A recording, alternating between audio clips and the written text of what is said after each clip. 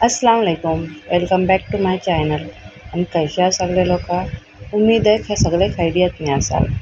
ते आज आपण बनायला चालले आहोत म्हावऱ्याचा मसालो आणि तीनदा लागणारी चीजे बघूया. तो मसालो आहे बिगनर्ससाठी. काही लोकांना येत असेल मसालो बनायला. मी जे बिगनर्स आहेत त्यांच्यासाठी मी दाखवत आहे त्या लोकांना की कैसा बनवतात, काय आहे आपल्या कोकणी लोकांचा मसालो. तर चला सुरू करूया. धनिया घेतली आहे मी 4 किलो.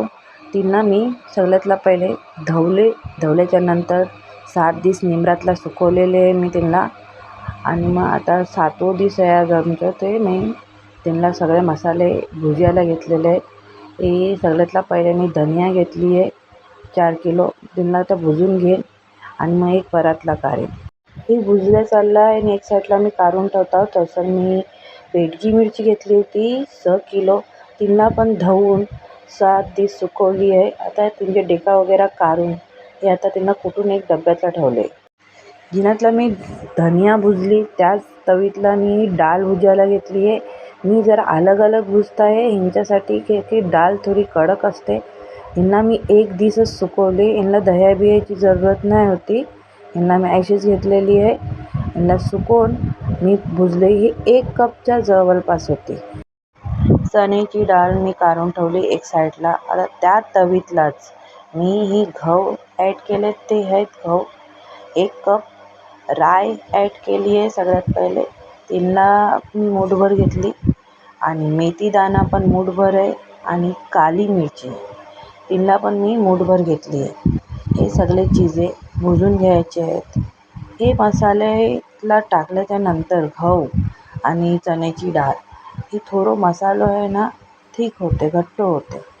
ह्यांच्यासाठी आपण जेव्हा पण म्हावऱ्याचा मसाला बनवतो काही लोकांचा मसाला पातळ राहते. त्यांच्यासाठी ही मसालो टाकायचा असते. ह्यो भुजल्याच्या नंतर मी चण्याची डाळ वापस टाकली आहे.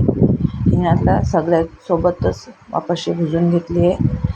मसालो भुजतसर अगर तुम्ही माझ्या चॅनलवर नवीन आहात तर प्लीज माझ्या चॅनलला सबस्क्राईब करा, व्हिडिओला लाईक करा आणि पुढे शेअर करा.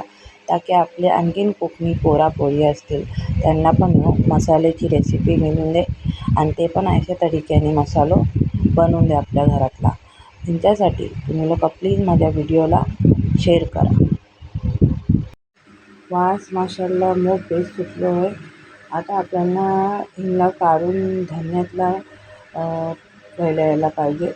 थोडं थंड होतं आणि ह्याच्यानंतर ह्याला पहिले काढून घेतले मी. आता ह्याच तवीतला म्हणा आपल्याला आता घ्यायचा आहे जिरा. ही 1/2 किलो आहे. मी मागवले होते 2 किलो जिरा. ताकी जिरा पावडर पण मी अलग करून ठेवीन. आणि हिनातला ॲड करायसाठी म्हणा 1/2 किलो जिरा पाहिजे होता. ह्यांना मी 3 दिवस सुकवले. आणि ही पॅकेटच्या आतला नव्हता. त्यांना साफ करायची मला जरूरत नाही पडली.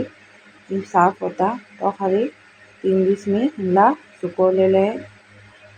तुम्ही पण ह्यांना 3 दिवसच सुकवा. जास्ती सुकवून ह्यांचा कलर वगैरे चेंज होतो. ह्यांच्यासाठी 3 दिवस सुकवलेलं आहे.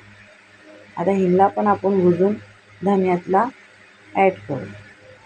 आणि हे सगळे मसाले थोडे हलके थंडे झाल्याच्या नंतर आपल्याला एक डब्यातला टाकून आपल्याला दळावून द्यायची आहे चक्कीतला. ते आपण ह्यांना आता घेऊन जायचं आहे. ज्या पहिले जरा पहिलं थंडा केलेला आहे आणि आता हे डब्यातला भरलेला आहे. तुम्ही लोक कमी तिखट खात असल्यावर ना ते तुम्ही लोक काश्मीरी मिरची घेऊ शकता. ती खाली लाल असते, तेवढी तिखट नाही लागत. आणि मी ही बेडगी मिरची घेतलेली ती 2.5 किलो. मी धनिया पावडर तिनाशी काढलेली आहे. आणि तिनातला 1.5 किलो बेडगी मिरची यूज केलेली आहे. आणि 1/2 किलो हळदी पण मी 3 दिवस सुकवली होती. तुम्हाला हळदी पहिले दाखवली नाही. हिला सुकवून कुटून म्हणजे तुकडे तुकडे करूनच मग दिसा चक्कीतला ते एकदम बेस बारीक दळावून येते. नाही ते मग आता दळदळीत येते तर बेस नाही लागत. आता ह्याला आपण मिक्स करत जाऊ. अगर तुमच्या लोकांना जरा वाटत असला कमी हे हिनातला मिरची तर तुम्ही लोक हिनातला ॲड करू शकता. मी थोडी आणखीन हिनातला मिरची पावडर यूज केली आहे. ते तुम्ही लोक घरातला जरूरशी एकदा ट्राय करा. आणि मला कमेंट करून सांगा कि हे कैसे मसालो तुमचं बनलो आणि माझं बराबर आहे का नाही बनायचं तरीको. अल्लाह हाफिज. दुआ याद ठेवा.